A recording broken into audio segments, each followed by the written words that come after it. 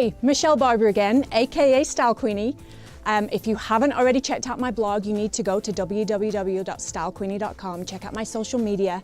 And don't forget, these podcasts are something that you're going to want to listen to, you want to go back. You can download them on the FM100 app, or you can just find them on fm100.com. So today what I wanted to do is talk about how you find who you are and how you find your own voice. I think very often as we're going through life, as we're working in our jobs, as we're in our home, we very often give up our voice to people who may be a little bit stronger than we are. They may have something that's a little bit more overpowering. We may be a little bit more quiet or subdued. So how do we find who we are? How do we learn to trust ourselves and be able to speak up for ourselves?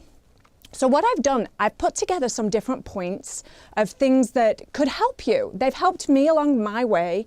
And so let me kind of start out with my top 10 of things that will help you have the confidence to express who you are, be yourself, and feel more confident. So the first one is, I think, taking pride in your strengths. You have amazing strengths.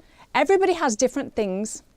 You may be a really good chef, you may be really good at flower arranging, you may have amazing style.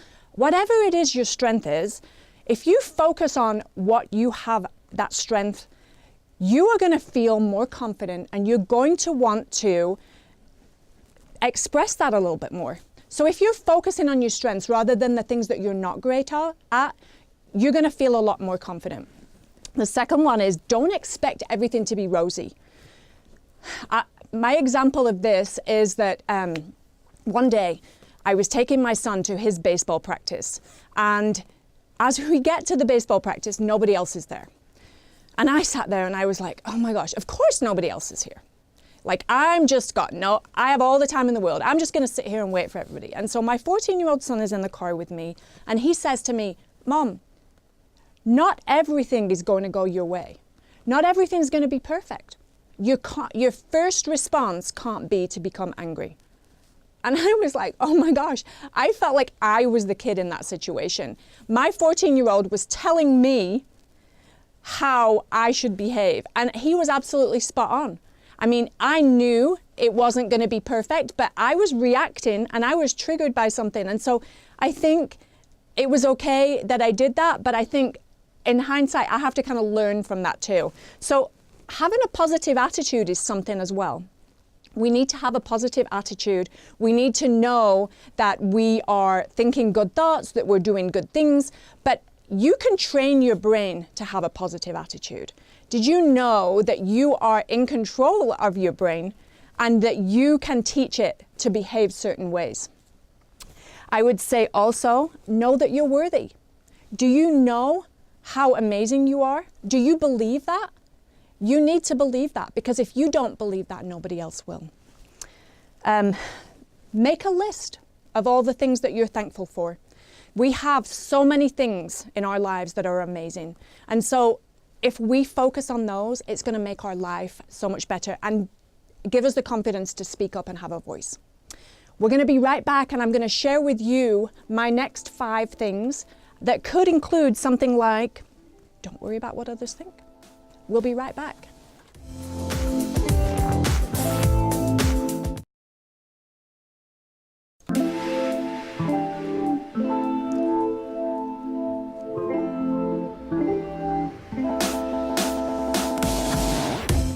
Hi, welcome back. We were talking about my top 10 ways that can help you find out who you are and have the confidence enough to express that. So number 6, because we went through the first 5, number 6 is going to be, don't tie all of your confidence to how you look. Here's where this can get sticky. Obviously, we want to care about how we look. We want to look our best. We want to be the best that we can.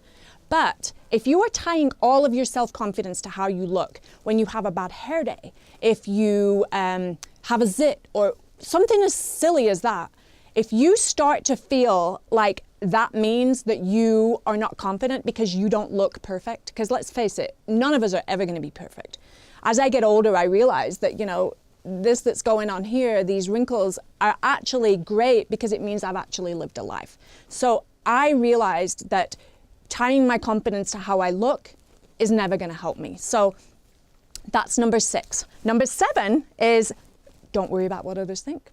The worst part about this is we have absolutely no control about what others think about us.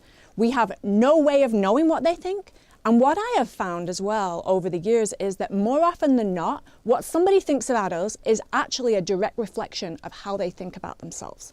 So if you think about that and you think about why would we allow how somebody else feels about themselves to make us feel bad, I think it changes the dynamic a little bit. Number 8, focus on growing your self-love.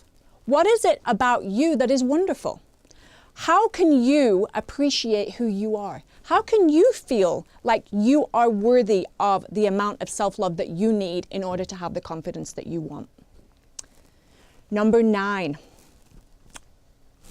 grow your confidence. So how do you do that? This is easier said than done because quite honestly, the only way you're ever going to grow your confidence is by doing something that's outside of your comfort zone. Take this podcast, for example. This is definitely something that I've never done before. It's outside of my comfort zone. So I am learning and I am growing by doing this. It's making me a better person. It's teaching me more self-confidence because I am willing to put myself out there and let everybody see all my flaws and see me fall, see me make mistakes, because that's what makes me great, because I pick myself up. So in number 10, your insecurities, those thoughts that you get, those negative thoughts, they do not have to determine how great you are. We're all going to have negativity that comes in our head. We're all going to have those thoughts where we're like, am I good enough? Am I going to be attractive enough? Am I going to have all of these things going for me? Well, I think if we get caught up in, I am not good, or I can't do this, yeah, we're never going to be able to be anything. So why would we allow negative thoughts, which really are just our brain's way of protecting us from getting out of our comfort zone? Why would we allow that to stop us from being who we are and reaching our full potential? Because quite frankly, in the world, the world needs somebody like you. It needs your unique abilities. It needs your strengths. It needs what you have to offer. So don't be afraid to be you.